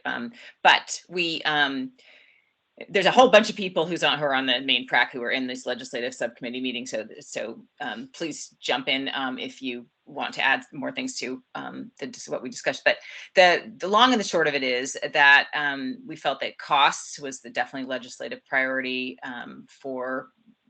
that we would propose that be the legislative priority for the full PRAC. There were a couple other sort of low-hanging fruit type items that we thought we should keep an eye out for ways to fold them in, such as updating the definition of a public official and a public record to just acknowledge changing technology and include some people that there's a court case about right now as far as officials go. And we have decided to we've decided to move forward with a pretty aggressive agenda of getting research and testimony. We're going to meet every 3 weeks starting, well, let's see, we meet next week. And then again in January, meeting every 3 weeks to take testimony and gather research for the first 4 or 5 months or so of 2022. We are going to kick that off, if I can pull it together, with some panelists on next Friday, December 17th, from the media requester world to begin to provide some perspective from there. I know Steve is working on some folks for understanding the national legislation. And so for the subcommittee members, I owe you guys a way to contribute your ideas and look at what's going on, fill out the schedule. It's just, this has been like the only super deadline week I've had all year. So I apologize for that. What else did we do? That's the main point. Does anybody else remember stuff that I'm going to keep looking for my, try to pull it up, but is there anybody else on the subcommittee who wants to chime in? Senator Thatcher, please. Oh yeah, LPRO. Thank you, Senator Thatcher. Thank you. That's it. You go ahead and elaborate. No, please. We're really grateful for your contacting them, but I think you have had the most up-to-date information about accessing that resource. So would you please fill us in? Well, I think they're on the meeting right now, and because I thought maybe we would have questions, and I was told that between the 9th and the 17th would be a time for them to drop in. I didn't intend for them to have to be here the entire time. So, but if we had questions as to what kind of limitations they might have and what, topics might be good to research as far as costs are concerned, we talked about as a subcommittee looking at what other states might do as a model, and make and then compare it with what the regulatory structure is and the statutes are within Oregon to see that, make sure that would fit in with what we have going on without making, really fast changes. I just think it was just wise to have some research, maybe since we're trying to do it as a legislative subcommittee, that the legislators on the committee could really use the help of LPRO to kind of do some of this research. And so that's why I think they're listening in on this meeting and ready to answer any questions if we have any for them. So with that. Yeah, thank you. And thank you for, go ahead, please, Mark. Yeah, no, I'm super pleased that Melissa is on the line with us. And for those of you who don't know Melissa Leone and apparently Leslie Porter, Leslie, I assume you're with LPRO as well. I haven't had the pleasure of meeting with you personally, but I've had a history of working with Melissa, and I know that she's top shelf. So Melissa, thank you for joining us, and Leslie as well.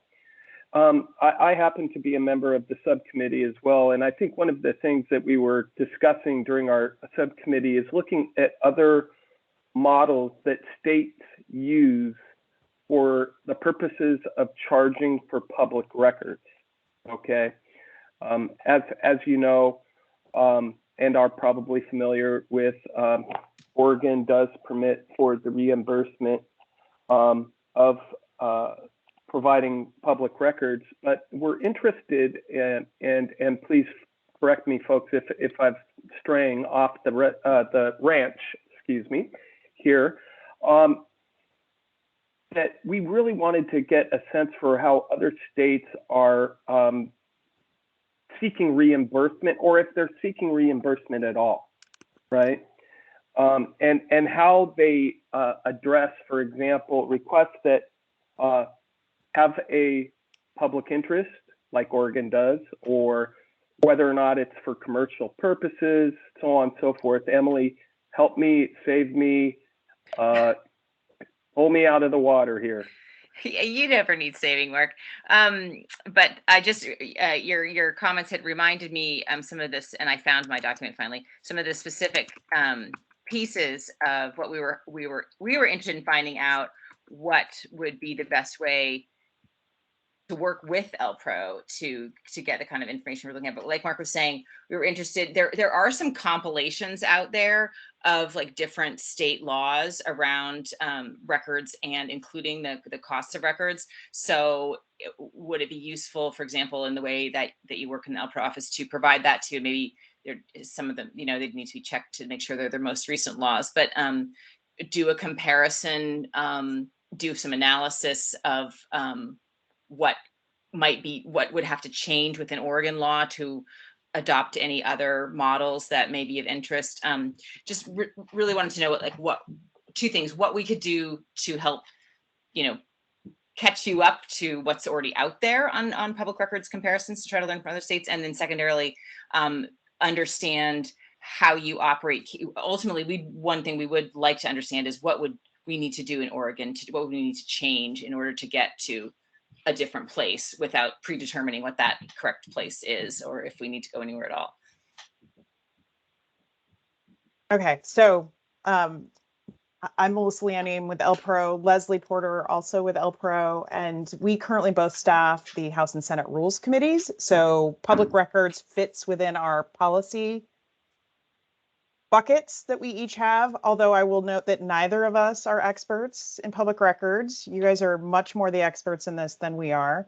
But because it's within our policy area, I've been lurking in your meetings for about a year now and would have attended this meeting regardless of whether we were talking today or not, right? To get a sense of what you all are talking about, what potential legislation that might be coming to our committees in the future. And so it's just something that we're doing.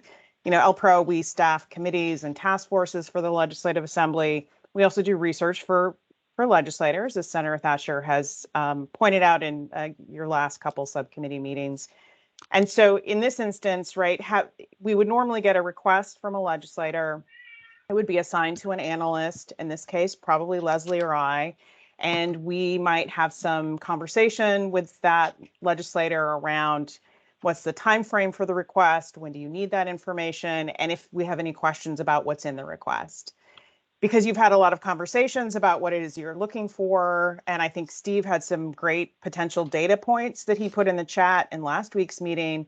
I think if we're talking about that state comparison research, just making sure that you all are clear about what pieces you want. So if we are going out and looking at those other state comparison resources, or we're going to the states directly to look at their laws, look at their public records websites, or their, their programmatic pieces, or even some of their administrative rules, that we're going there once, right, to collect the information that you might want, to be able to see how that might work with Oregon. And I think the second part is that, so we're well situated to look at that other state information and do some comparisons, do some categorization, like, are there about 5 models for cost recovery, and Oregon is one model, and so you might consider 4 other models, that kind of thing.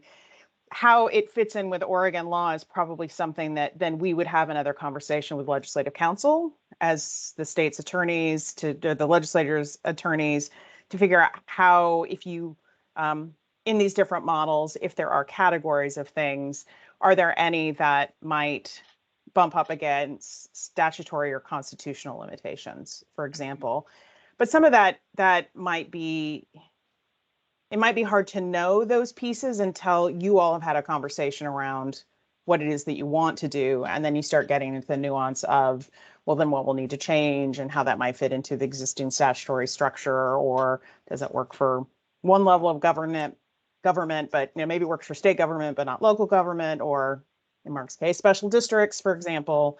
And so there might be some limitations into how much of that second part we can do, because it depends on, it may be too extensive for us to figure out of all the models and of all the other states, can they work in Oregon? But there might be some sort of high level, what are some of the considerations for models X, Y, and Z, for example, that we can outline in our research response.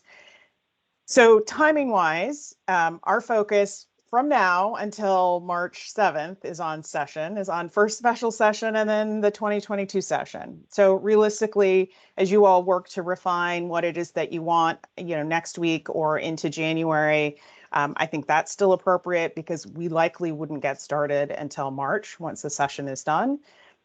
And if what we have are well-defined sort of sets of data and information that you want from the other states and about their different cost recovery models, that's something that's probably,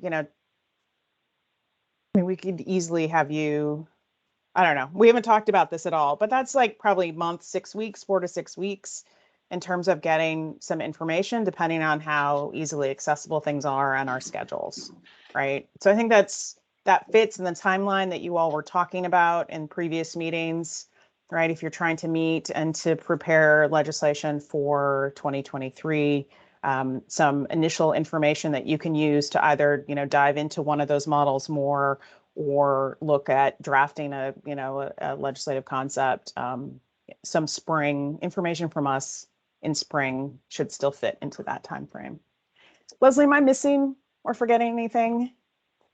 No, Melissa, I think you covered everything. Thanks.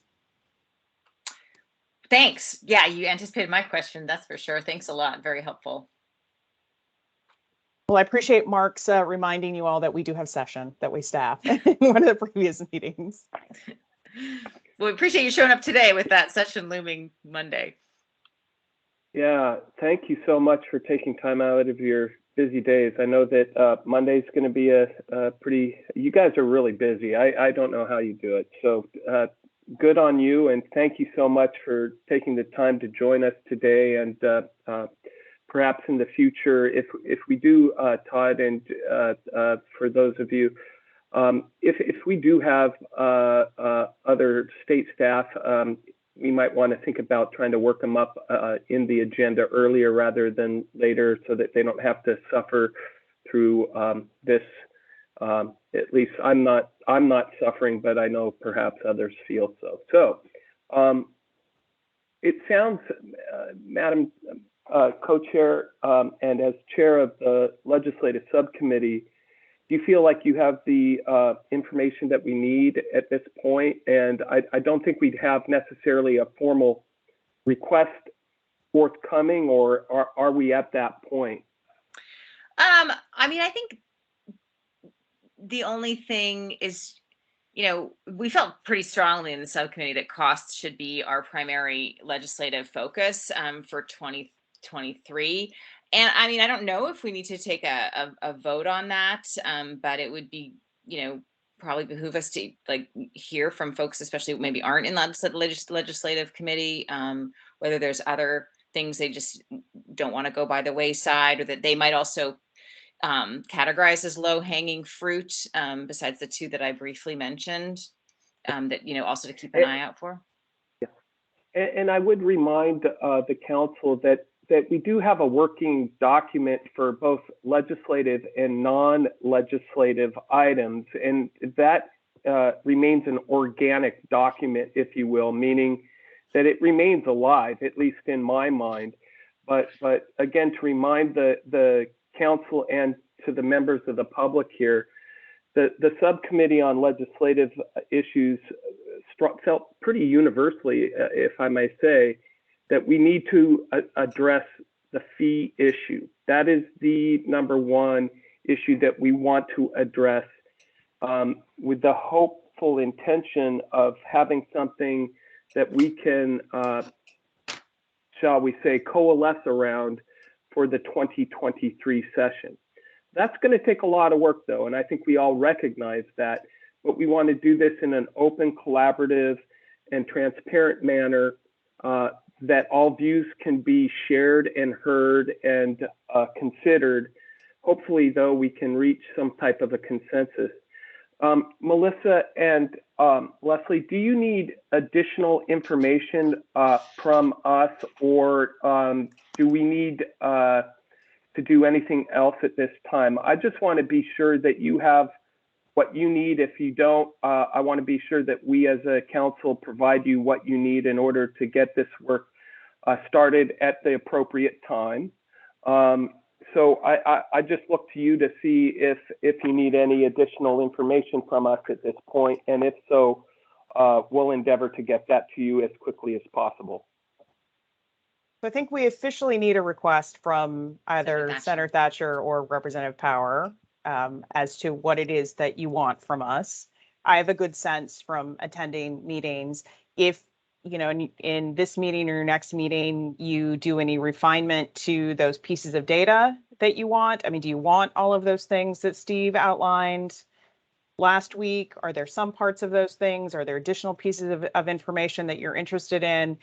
If that can be incorporated into her official request to us, that would be helpful, or those could be done separately, right? She can send us the LPRO, the official request for the product, and then we can have some back and forth that includes, you know, the conversations with the legislative subcommittee and or the full PRAC.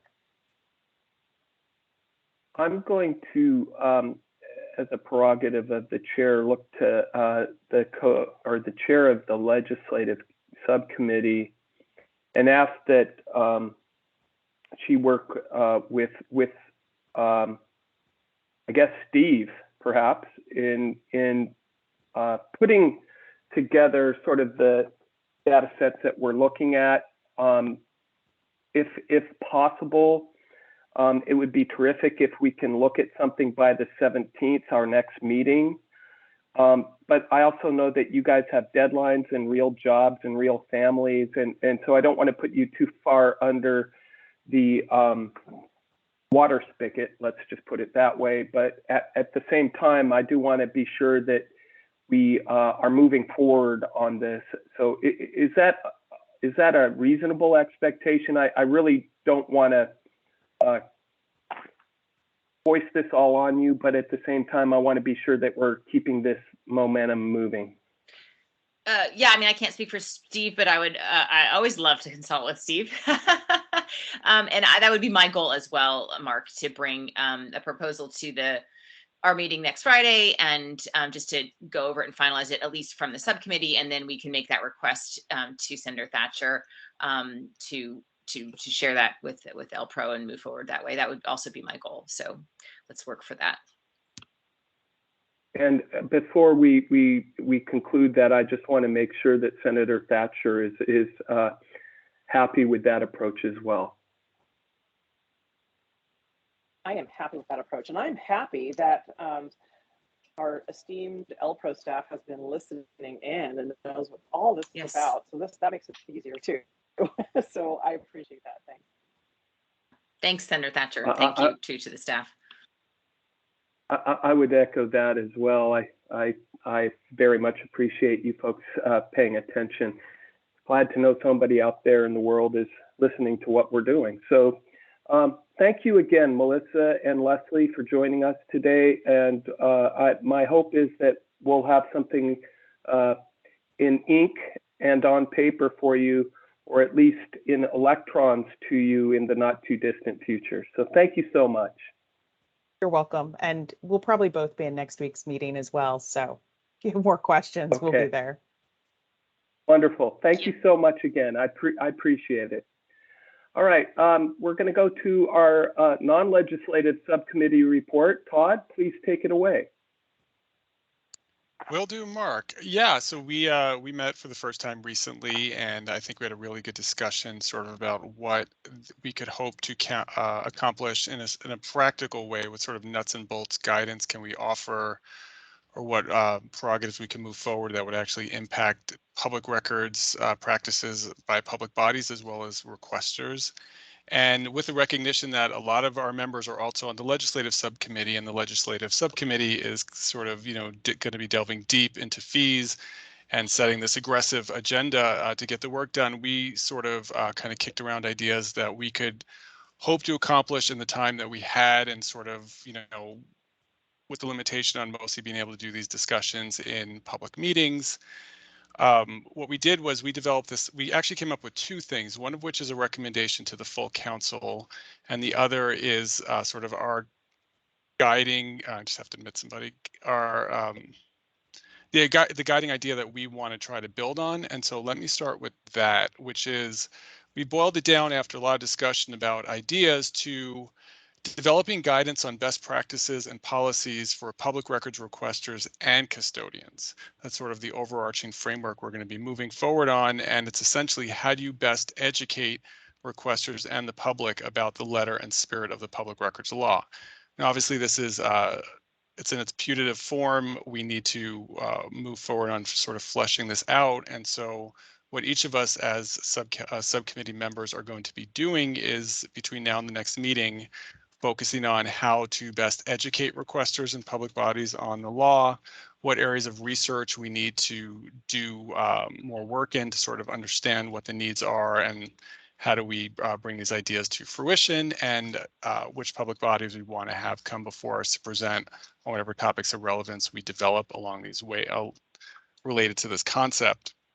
So it's where we're at the moment, and I welcome Steve or anyone else who was at that committee meeting if they want to comment further or sort of flesh out these ideas. But that's the concept that this subcommittee is going to run with. And so, if, like I said, if anyone in the subcommittee wants to discuss it, or anyone in the full council has questions or further ideas for us, I would love to hear them. And then after we discuss that, I could get into the second issue that the subcommittee settled on that we want to present as an issue for the full council to tackle.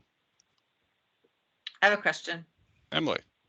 Just when you develop these guidelines, like, who are you imagining they're for? Well, see, that's the thing. So for instance, we'd gone over stuff like my office was already doing and sort of educational information that's out there. And I'd mentioned that I frequently get requests for model policies because a lot of public bodies either aren't aware that they need to have these publicly these written publicly available policies, they're not up to date. And so when I work with them to do that, they frequently ask for templates. And so one idea we batted around is, can we develop model guidance, essentially plug and play policies that we could just give to a public body and say, here you asked for one, here are the basic concepts, you now need to, insert your specific information and institutional practices. So it could be as detailed as that. It could be requester letters. Like for instance, I helped Open Oregon update the letter that they provide to requesters, sort of like a blank template of how to make a public records request in Oregon. So do we want to develop that further? That contains all the information that a requester might need. So we're trying to service essentially everyone when it comes to public records requests, and how do we do that on both the public body and requester side. And so we're, like I said, we're at the very beginning of figuring out what that means, but that's the area that we've decided to focus on. Okay, that's great. I would just throw in there as something to consider, a curriculum for high school English classes or journalism classes. I mean, it's never too early to learn about how democracy works. That's might be something, or see if there was out there. And then I'm glad you mentioned Open Oregon, because a number of years ago, Open Oregon did actually sort of a dog and pony show process. I mean, we put on trainings around the state. This was before your office even existed, but there might be an opportunity to collaborate, or to, get some, some folks might be interested in weighing in, or, offering their viewpoints, or like taking up the banner, right? Once you have something, if you have a plan, maybe that would be a body that you could tap into for support to, add to the number of available trainings around the state, so not the whole burden doesn't fall, for example, on your office. Anyway, so just wanted to suggest those ideas. No, thank you. I think that's great. I really see our committee or our subcommittee as sort of a standing committee. Like, we're legislative might ebb and flow depending on session and sort of like what's in the pipeline.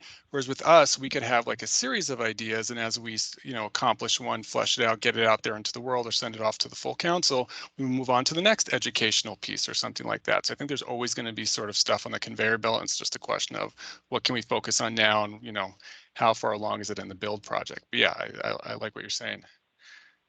If I may throw something out there, forgive me, and I don't serve on this particular subcommittee, but I did want to make a point about these model policies, if you will, Todd. Many of the associations, I know, for example, SDAO does have a model public records policy that we make available to our members. We check after every long legislative session, make sure that those policies are compliant with any new changes to the public records law, things of that nature. I'm pretty darn confident that LOC, AOC, as well as the Oregon School Board Association, OSBA, I would expect also have those model policies. Perhaps one of the things that, and I don't know if you folks considered this, but I think it might make some sense for us as associations to work with your offices to make sure that those model policies that we're providing to our members are up to snuff. Now, I know, for example, Eileen Akins reviews ours every 2 years. For those of you who don't know, she's an attorney who practices quite a bit in the public records area. I can't speak, of course, for the other associations, but I do want folks to know that there are model policies that exist out there for local governments. I just don't know for the other associations whether or not they're keeping them up. I suspect that they are, but I think that we can leverage that with what you're talking about as well, Todd. That's my real point. The other thing I want to just mention is we have 6 minutes, folks, and I want to be sure that we, at a minimum, get to the public here for public comment. So if we could abbreviate the rest of the report for the time being. I also have one quick question. I don't know whether or not the bylaw subcommittee has met and just wanted to get an update on that as well, if you have a quick 2 seconds on that. But I know you had one more thing to mention there, Todd. I did. The subcommittee adopted the idea to present to the full PRAC that the PRAC should have a specific designated annual meeting, at which point it reviews its goals and its accomplishments for the previous year and sets goals for the coming year as well, akin to what a lot of boards and commissions do, and sort of the direction I wanted to take us in, and we sort of did at the September meeting, where we established these subcommittees and their prospective goals. I just think it's really good, especially with members changing and issues coming and going, that we just check in with each other specifically in that regard.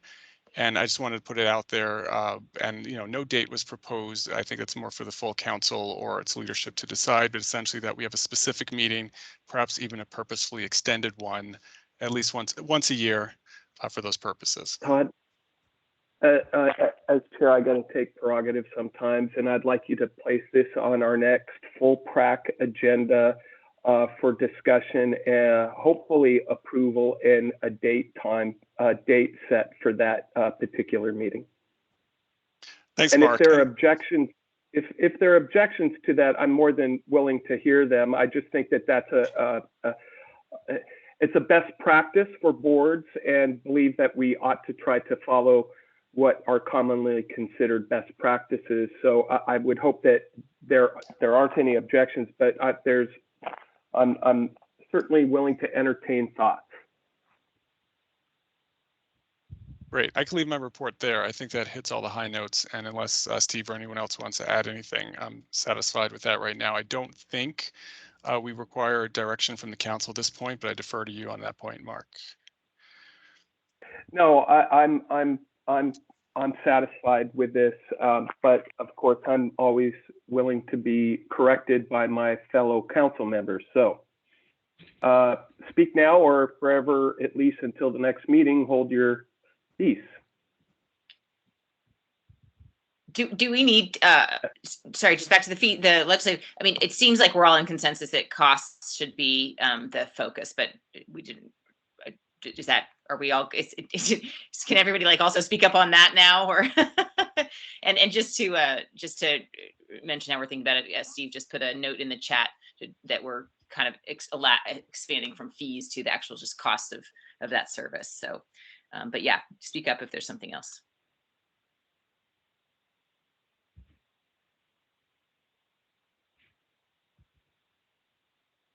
Ooh, well, I'm looking at Steve's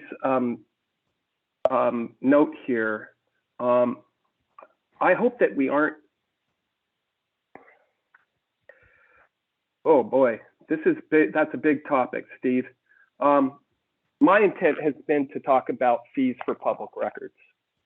Okay, but in that discussion, there is a cost for producing as well.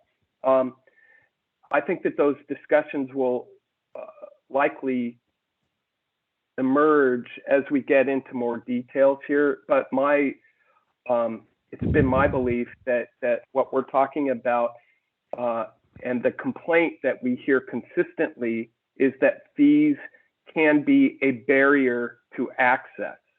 That's what I'm trying to address here. That's what I think we're trying to address. If I may respond to that, I think this came up in the subcommittee. I think we're on the same page, Mark. My concern was simply that when we talk about like lowering fees, which certainly would benefit me, we can't be made in the vacuum of like, oh, that cost just goes away or gets absorbed by the public body. I think we just want to make explicit there is a cost to this, and we shouldn't be under any illusions about that. So I think just more holistically, understanding also the public body's perspective, like we need to account for that and budget for it. Yes, and I think that myself, Scott, and eventually Tyler won't be shy, if you will, about sharing those concerns at the appropriate time. Todd? Sorry, yeah, I just wanted to sort of echo what Steve was saying, in that fees are sort of the output, the end product of a system that addresses cost in a way that shifts it to the user at the end rather than distributing it throughout or accounting for it at the beginning. So Steve's term is more holistic and isn't necessarily a judgment on how public bodies proceed, but rather just as I think a better, more concise, overarching term of what this subcommittee wants to explore and ultimately develop a concept for, and does incorporate public bodies' concerns.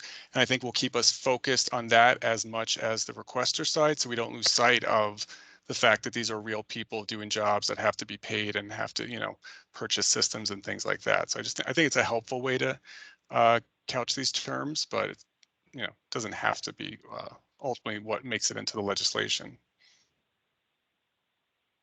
Agreed. All right, and then my last quick question on bylaw committee, subcommittee. I assume Scott, if I recall correctly, I think I saw your name or your face. There you are. Welcome, Mr. Winkles.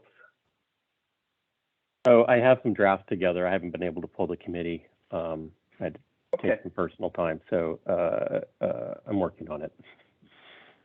Take all the personal time you need. We will meet I will have something out by the end of my term. That would very much be appreciated. Thank you very much, Mr. Winkles, and thank you for joining us today. At this time, folks, we are nearing the conclusion of our meeting. However, I'm going to ask Todd to provide us his training and mediation report at our next full meeting with the council's approval. And I would like to, we'll put Michael Crone on the hot seat for our next meeting as well, Todd, if we can forward that. Scott, yes, sir. So this is my last meeting as a PRAC member. So if now is the appropriate time to say my farewells, I can do that unless there's an agenda. It's a topic.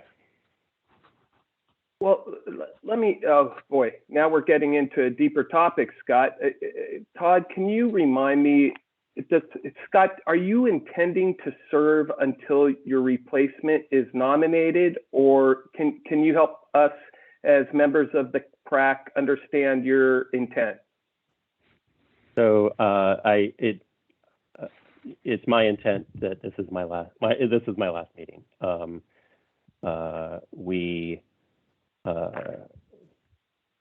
The league there was a city candidate for this position nominated during the last legislative days. That candidate withdrew after some, I would characterize some unfortunate personal attacks in written testimony. She elected not to go through with that. At this point, our feeling was there was a qualified city candidate on the list, and for us to submit a name immediately after her renewal, after that occurred, we viewed that as being disrespectful to the candidate, and we were wrestling with how to ask a city official to volunteer for that position, given some of the conduct that person was subjected to. So my understanding is the governor's office does have some city candidates that are being looked at. The earliest time that they could be confirmed would be February. Right. Okay, well, I personally want to thank you, Scott. I've worked with you for many years on these topics. I think you've been a very valuable and contributing member to this group. You've brought perspectives that I think are valuable to these discussions. And for me personally, I will certainly miss your attendance and your participation in this group, knowing that you were also one of the few organizations willing to be subjected to the mediation under the original bill. I can't say that for all of us, and I really appreciate all the contributions that you've given us, and will continue to provide despite this being your last meeting. So my sincere appreciation and thank you to you.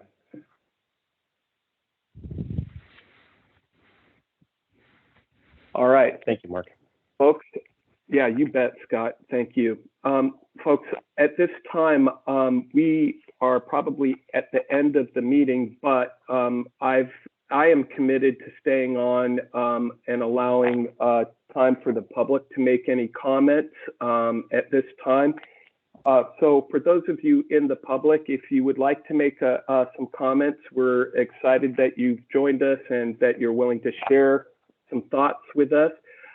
Depending on how many people want to speak, I may have to limit you to a maximum of 2 minutes. We would like to provide up to 5 minutes total in public testimony. And with that, is there anybody from the public who would like to address the council?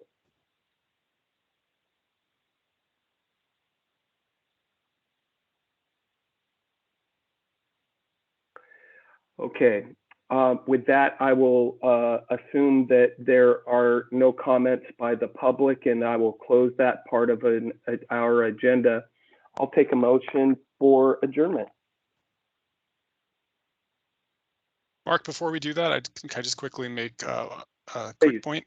Well, two, one, any of those interested in reading my report, it's on the PRAC website, so it'll be available for you now up until the next meeting. And I just wanted to welcome Shasta Kearns-Moore to the PRAC. Yes. She attended her first meeting as a full member during the non-legislative subcommittee. She was immediately helpful from the start. I'm happy to see her here as a member of the full council as well. So welcome, Shasta.